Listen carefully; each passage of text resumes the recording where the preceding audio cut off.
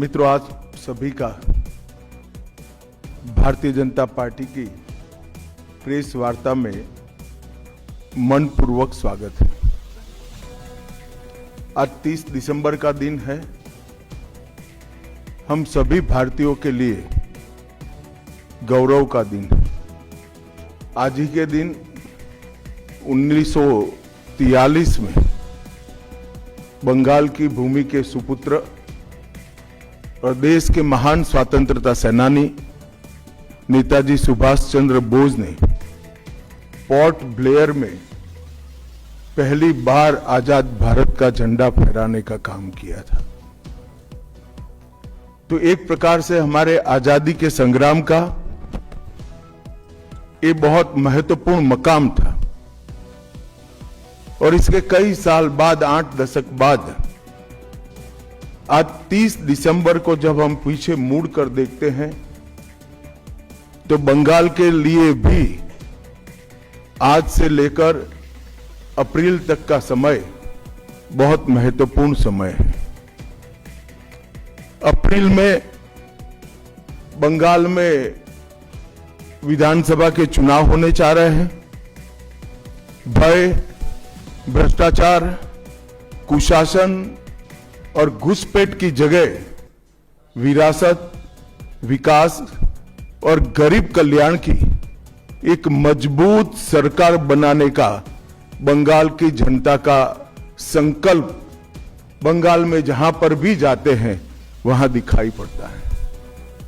तृणमूल कांग्रेस के 15 साल के शासन में भय, भ्रष्टाचार और कुशासन और विशेषकर घुसपैठ से बंगाल की जनता चिंतित भी है, भयभीत भी है और आशंकित भी है। हम भारतीय जनता पार्टी के सभी कार्यकर्ता बंगाल की जनता को आश्वासन भी देना चाहते हैं और वादा भी करना चाहते हैं कि मोदी जी के नेतृत्व में बंगाल में भारतीय जनता पार्टी की सरकार बनने के साथ ही यहां की विरासत को हम पुनर्जीवित करेंगे। विकास की गंगा फिर से बड़ी तेज गति से बहेगी और गरीब कल्याण, जो बंगाल का आज बहुत महत्वपूर्ण मुद्दा बना है, देश भर में जहां जहां एनडीए सरकारें हैं, भाजपा सरकारें हैं, हमने गरीब कल्याण को प्राथमिकता दी है। यहां पर भी गरीब कल्याण को प्राथमिकता दी जाएगी। और इस सब के साथ साथ एक ऐसी मजबूत राष्ट्रीय ग्रिड बनाएंगे जो बंगाल से घुसपैठ को समाप्त कर देगी। इंसान छोड़ दीजिए, परिंदा भी पैर नहीं मार पाए, इस प्रकार की एक मजबूत ग्रिड की रचना हम करेंगे। और न केवल घुसपैठ रोकेंगे, सारे घुसपैठियों को चुन चुन कर भारत के बाहर निकालने का काम भी भारतीय जनता पार्टी की बंगाल सरकार करेगी। आज ममता बनर्जी के नेतृत्व में भ्रष्टाचार के कारण पूरे बंगाल का विकास एक प्रकार से थम गया है। मोदी जी की सारी लाभकारी योजनाएं जो पूरे देश में गरीबी का उन्मूलन कर रही है, यहां पर टोल सिंडिकेट के भेंट चढ़ चुकी हैं और हर योजना डेड एंड पर पहुंच चुकी है। 14 सालों से भय और भ्रष्टाचार ये बंगाल का पहचान बना हुआ है। बीजेपी सरकार का संकल्प 15 अप्रैल 2026 के बाद जब भाजपा सरकार बनेगी, बंग गौरव, बंग संस्कृति, उसके पुनर्जागरण की हम फिर से शुरुआत करेंगे। और विवेकानंद जी, बंकिम बाबू और गुरुवर टैगोर और श्यामा प्रसाद मुखर्जी के स्वप्न का बंगाल बनाने का हम फिर से एक बार प्रयास करेंगे। और आज मैं फिर से एक बार कहना चाहता हूं, भारतीय जनता पार्टी के लिए ये बंग भूमि बहुत पवित्र और बहुत मायने रखने वाली है, क्योंकि हमारी स्थापना भारतीय जनता पार्टी की स्थापना, भारतीय जनसंघ की स्थापना यही बंग भूमि के बड़े नेता श्यामा प्रसाद मुखर्जी ने की है। भारतीय जनता पार्टी की स्थापना से स्वामी विवेकानंद और बंकिम चंद्र चट्टोपाध्याय, इनका अनुकरण भारतीय जनता पार्टी ने अपने सभी सिद्धांतों के अंदर किया है। मित्रों, आज जब मैं कह रहा हूं कि इस बार 26 के बंगाल के विधानसभा चुनाव में बंगाल में हमारी सरकार बनेगी, इसका मजबूत आधार भी भारतीय जनता पार्टी के पास है। मैं आपको 2014 से 2024 तक के चुनाव के यात्रा के परिणामों को बताना चाहता हूं। 2014 के लोकसभा चुनाव में हमें 17% वोट मिले थे और 2 सीटें मिली। मेरी बात जरा सभी पत्रकार बंधु ध्यान से सुने। 2014 के चुनाव में हमें 17% वोट और 2 सीट मिले थे। 2016 के विधानसभा चुनाव में हमें 10% वोट मिले और विधानसभा की केवल 3 सीटें मिली थी। फिर 14 से 19 के बाद 19 के लोकसभा चुनाव में हमें 41% वोट मिले और 18 सीटें मिली और 21 के विधानसभा चुनाव में हमें 38 वोट मिले और 77 सीटें मिली। ये बहुत बड़ा अंतर है। जिस पार्टी को केवल 3 सीट मिले थे, वो पार्टी 5 साल के ही अंतराल में 77 सीट प्राप्त करी। और इसका नतीजा देखिए, कांग्रेस जिसकी एक प्रकार से स्थापना ही बंगाल से शुरू हुई, वो कांग्रेस पार्टी बिग जीरो पर पहुंच गई और 34 साल तक शासन करने वाला कम्युनिस्ट गठबंधन भी एक भी सीट प्राप्त नहीं कर पाया और हमने मुख्य विपक्ष का स्थान प्राप्त किया। आज शुभेंदु जी मेरे साथ यहां पर बैठे हैं, वो हमारे प्रतिपक्ष के नेता हैं।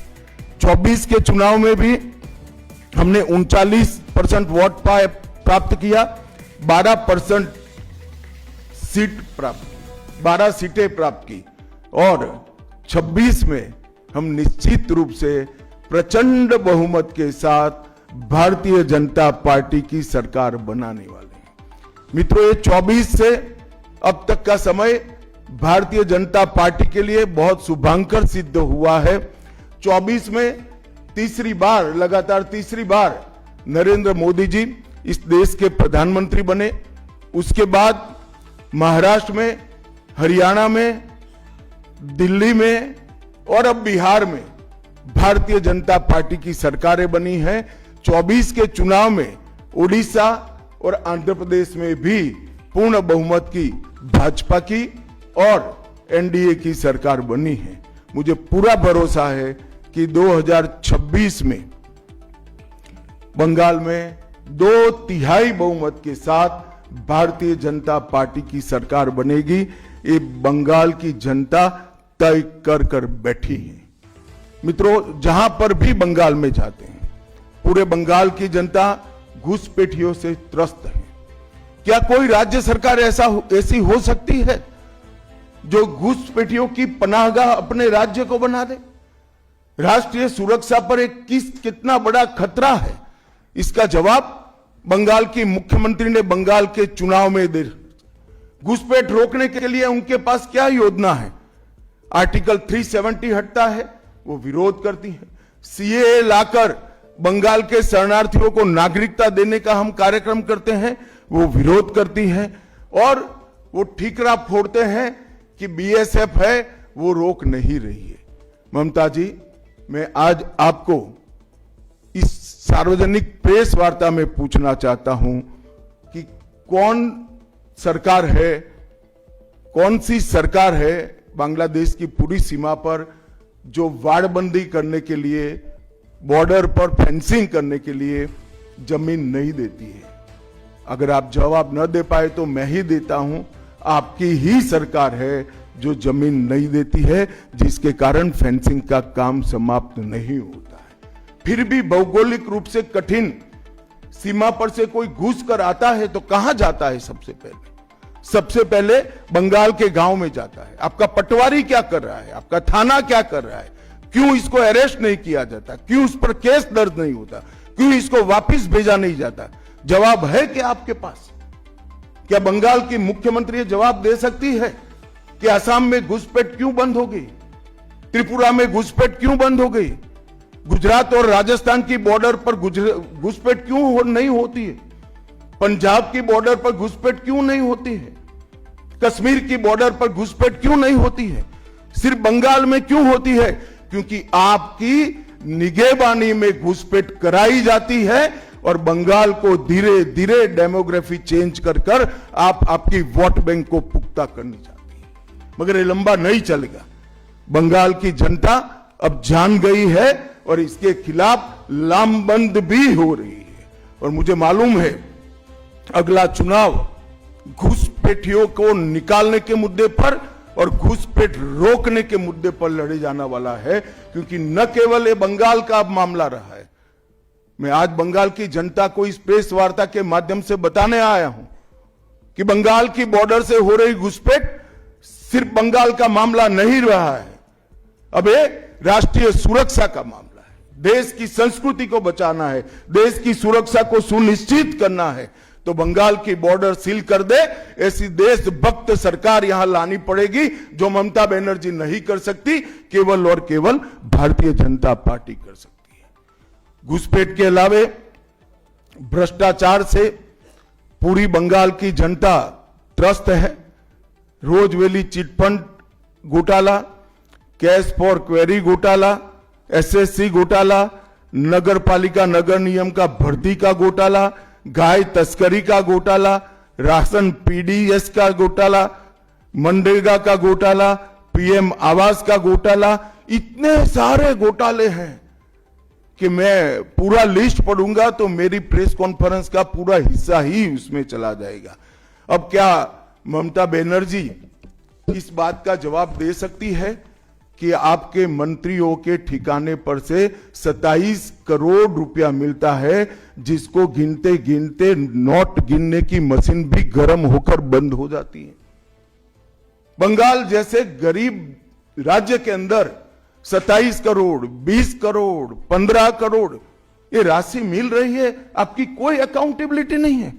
पार्थो चैटर्जी जेल में जाते हैं, ज्योति प्रिय मलिक जेल में जाते हैं, अनुव्रत मंडल जेल में जाते हैं, जीवन कृष्ण शाह जेल में जाते हैं, माणिक भट्टाचार्य जेल में जाते हैं, चंद्रनाथ सिन्हा जेल में जाते हैं, परेश पाल जेल में जाते हैं, कुंतल घोष जेल में जाते हैं, फिरहाद हकीम वो भी आरोपी बनाए जाते हैं, शोभन चैटर्जी आरोपी बनाए जाते हैं, कुणाल घोष 3 साल जेल में रहकर आते हैं, और आप कहती है कि भ्रष्टाचार नहीं हो गया, हो रहा है। आप आंख मूंद लिए ही हो भ्रष्टाचार के लिए, मगर बंगाल की जनता अपनी आंख बंद कर कर नहीं बैठी है। गरीब बंगाल की जनता के अधिकार का पैसा आपकी कैडर की भेंट चढ़ रहा है, आपको इसको जवाब देना पड़ेगा। महिलाओं की सुरक्षा एक बहुत बड़ा मुद्दा बना है और अधिकृत रूप से कहा जाता है कि महिलाएं 7 बजे के बाद अपने हॉस्टल और घर से न निकले। हम कौन से जमाने में जी रहे, मुगल काल में जी रहे हैं क्या?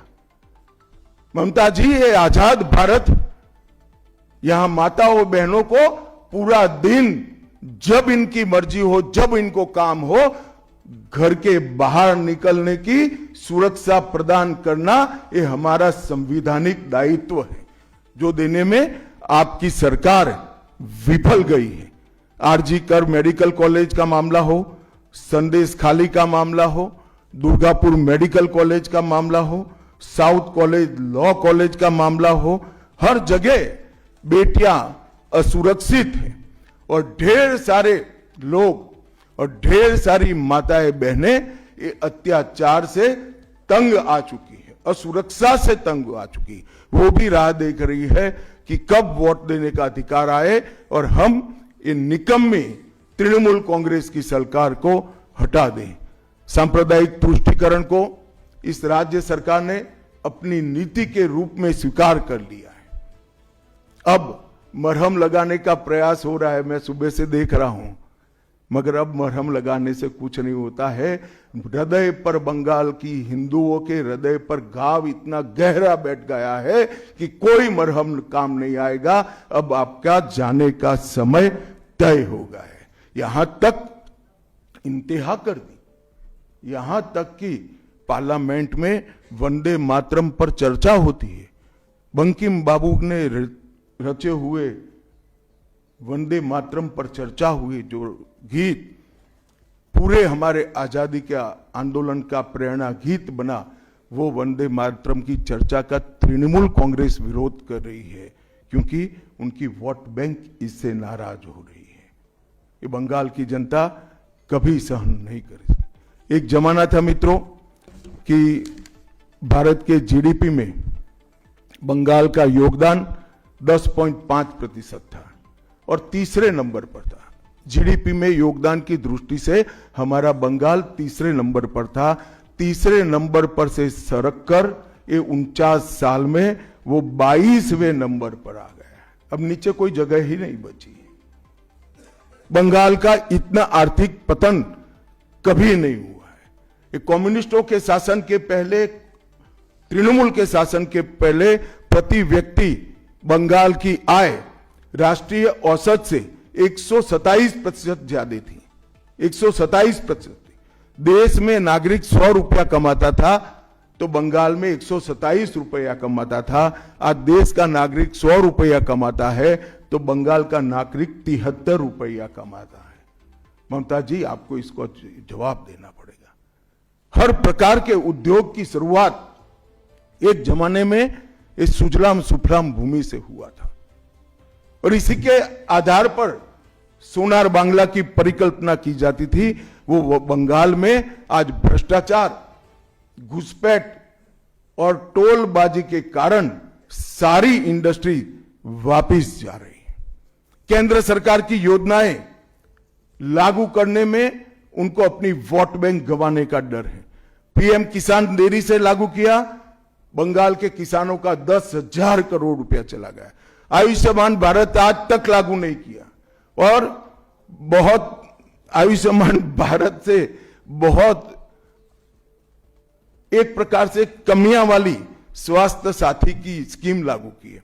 मुझे बताइए, कोई बंगाली, बंगाल का नागरिक भारत में कहीं जाता है और बीमार पड़ गया, स्वास्थ्य साथी स्कीम उसको बाहर के अस्पताल में इलाज करवा पाएगी क्या?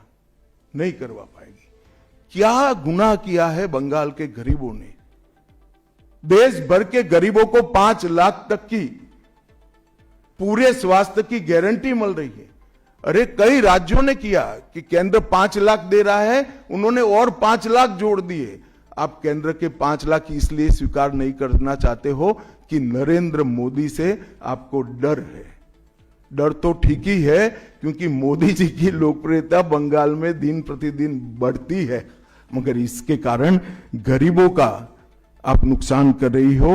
वो बंगाल के गरीब जरूर। हिंसा और प्रतिशोध की राजनीति, पूरा देश ऐसी आशा करता था कि यहां से कम्युनिस्ट जाने के बाद हिंसा और प्रतिशोध की राजनीति समाप्त हो जाएगी, मगर हुआ उल्टा। इन्होंने तो कम्युनिस्टों को भी अच्छा कहला दिया। मित्रों, अब तक 300 से अधिक भारतीय जनता पार्टी के कार्यकर्ता मारे गए हैं। 21 के चुनाव के बाद लगभग 3000 कार्यकर्ता विस्थापित बनकर आज भी अपने गांव में नहीं लौटे। उनको दबाव बनाया जाता है कि आप तृणमूल का झंडा उठाओ तभी गांवों को रहने देंगे।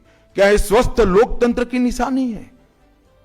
कोई व्यक्ति अपने किसी राजनीतिक दल में काम करना है, वो स्वतंत्र रूप से तय नहीं कर पाएगा। वो ममता जी मुख्यमंत्री की चैम्बर से तय करेगी क्या?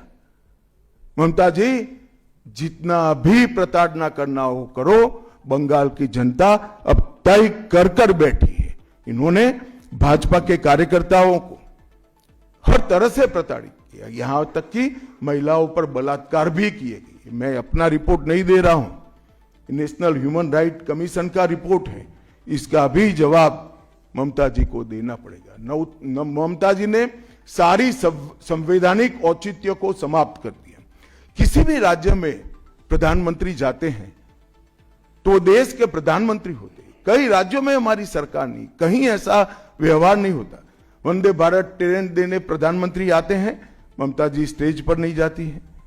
कई प्रकार के भारत सरकार के सुप्रीम कोर्ट के आदेश से बने हुए, मेरी बात ध्यान से सुनिएगा, सुप्रीम कोर्ट के आदेश से बने हुए भारत सरकार के डीओपीटी के रूल्स ये तोड़ देती है, मरोड़ देती है। डीजीपी और मुख्य सचिवों की अपॉइंटमेंट में मनमानी करती है। रिटायर्ड होने के बाद सलाहकार बनाकर प्रॉक्सी डीजीपी और प्रॉक्सी सीएस बैठाने का काम करती है। ये 34 साल कम्युनिस्टों का शासन और 15 साल टीएमसी का शासन, ये केंद्र विरोधी मानसिकता बंगाल की जनता में खड़ा कर हमारी संविधान की स्पिरिट थी, उस स्पिरिट का कंप्लीट इन्होंने अनादर करने का काम किया है। ममता बनर्जी के शासन में सिंडिकेट, तोलबाजी, कटमनी, न केवल वो सिस्टम को बढ़ावा दिया है, यहां कमाई करने का अधिकार एक ही व्यक्ति को है, भाईपो को है, और किसी को कमाई करने का अधिकार नहीं है। सब में हिस्सेदारी देनी पड़ती है।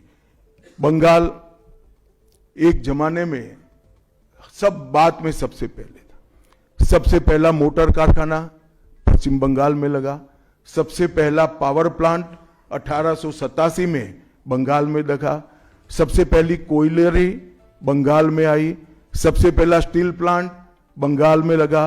देश की सबसे पहली हाई राइज बिल्डिंग बंगाल में बनी। देश की सबसे पहली जूट मिल बंगाल में बनी। देश की पहली मेट्रो ट्रेन बंगाल में आई। एक ही शहर में 2 पोर्ट एक ही जगह है, बंगाल में है। और देश की सबसे पहली आधुनिक यूनिवर्सिटी कलकत्ता यूनिवर्सिटी भी बंगाल में बनी। और विश्व प्रसिद्ध विश्व भारती यूनिवर्सिटी भी, जिसने भारतीय शिक्षा के कंसेप्ट को जमीन पर उतारा, वो भी बंगाल में बनी। मगर ममता जी, आप गौरव मत करिएगा, इसमें से कुछ आपके समय में नहीं हुआ है। ये जो करने वाले थे, उनके पूरे रिदम को, इनकी लय को, बंगाल की विकास की गति को तोड़ने का आप काम करें। बंगाल आज इंडस्ट्रियल रूप से कंप्लीटली बर्बाद हो चुका है, और ये आपके शासन में ही हुआ है। आधा अधूरा तो कम्युनिस्ट बेचारे कर गए थे, आपने तो पूरा ही समाप्त कर दिया। सिंडिकेट राज, तालेबाजी, शत्रुतापूर्ण माहौल, इसके कारण 2011 से 25 के बीच में 7000 से ज्यादा कंपनियां बंगाल छोड़कर बंगाल के बाहर चली गई। और मित्रों, ये बहुत बड़ा सेटबैक बंगाल के आर्थिक विकास के लिए है।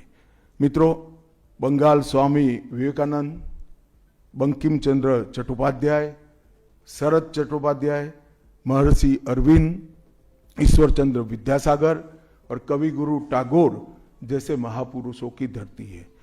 यही धरती पर नेताजी सुभाष चंद्र बोस, अमर शहीद खुदीराम बोस, वाघा जतीन, रविंद्रनाथ सन्याय, रास बिहारी बोस, मास्टर सुरेश सेन, प्रफुल्ल चाकी, वीणा दास, कल्पना दत्त, ये सभी ने देश की आजादी के लिए आह्लेख जगाया था। यहीं पर कई सारे फिल्मकार मिले, संगीतकार मिले, चित्रकार मिले। इस भूमि ने कई सारे दुनिया को प्रभावित करने वाले संत भी दिए। वो बंगाल आज ऐसे कगार पर पहुंच गया है कि अगर एक घुसपैठ की बयार रोकी नहीं गई तो बंगाल का अस्तित्व भी खतरे में है। ऐसा स्पष्ट रूप से समाज जीवन को जानने वाले सभी लोग मानते हैं। और अंत में मैं बंगाल की जनता को फिर से एक बार कहना चाहता हूं कि बंगाल के अस्तित्व पर तो घुसपैठिया संकट है ही है, बंगाल की संस्कृति पर एक घुसपैठिया संकट है ही है, परंतु अब ये संकट केवल बंगाल तक सीमित नहीं रहा है, पूरे देश तक ये संकट आगे बढ़ गया है। मेरा आप सभी से करबद्ध निवेदन है, आपने लंबे समय तक कांग्रेस को मौका दिया, 34 साल तक कम्युनिस्ट पार्टी को मौका दिया, 15 साल तक ममता बनर्जी को मौका दिया। इनका ट्रैक रिकॉर्ड नीचे नीचे नीचे गिराने का है, अब इससे नीचे कोई जगह नहीं बची है। और भारतीय जनता पार्टी का रिकॉर्ड है, जहां भारतीय जनता पार्टी की सरकार आई वो राज्य बीमारू राज्यों में से समृद्ध राज्य बनने की कगार में आगे बढ़े हैं। पूरा देश मोदी जी के नेतृत्व में आगे बढ़ रहा है, पूरा देश मोदी जी के नेतृत्व में सुरक्षित हो रहा है। पूरे देश में भारत की संस्कृति, भारत के धर्म, भारत की भाषाएं मोदी जी के नेतृत्व में आगे बढ़ रही है, फल फूल रही है। बंगाल की जनता को मैं विनती करता हूं कि मोदी जी के नेतृत्व में पूर्ण बहुमत की, प्रचंड बहुमत की एक भारतीय जनता पार्टी की सरकार बनाइए। हम कवि गुरु की कल्पना का, विवेकानंद की कल्पना का, बंकिम बाबू की कल्पना का बंगाल बनाएंगे, सोनार बांग्ला बनाएंगे और निश्चित रूप से काम भारतीय जनता पार्टी की सरकार ही कर सकती है, ऐसा मेरा विश्वास है। तो फिर से एक बार समग्र बंगाल की जनता को करबद्ध निवेदन मैं करना चाहता हूं कि बंगाल में हमें पूर्ण बहुमत दीजिए। बंगाल और पूरे भारत को सुरक्षित करने के लिए ये चुनाव में बाकी सारी चीजें छोड़कर भारतीय जनता पार्टी को जिताने का काम करिए। धन्यवाद। कौन बोलते जाओ नाम भाई, आनंदबाजार कोई जल्दबाजी मत